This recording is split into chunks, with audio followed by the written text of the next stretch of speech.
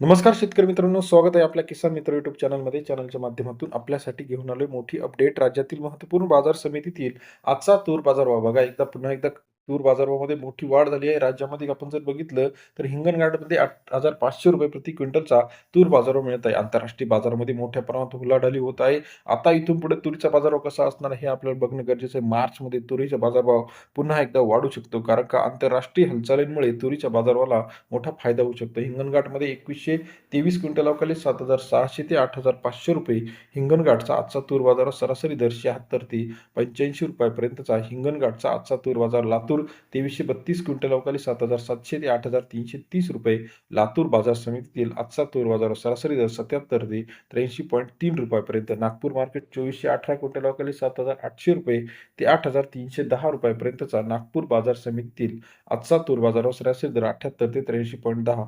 Amravati 2320 quintal अवकाळी 7,800 रुपये ते 8,200 रुपयापर्यंतचा अमरावती तूर बाजार सरासरी दर 78 ते 82 रुपयापर्यंत.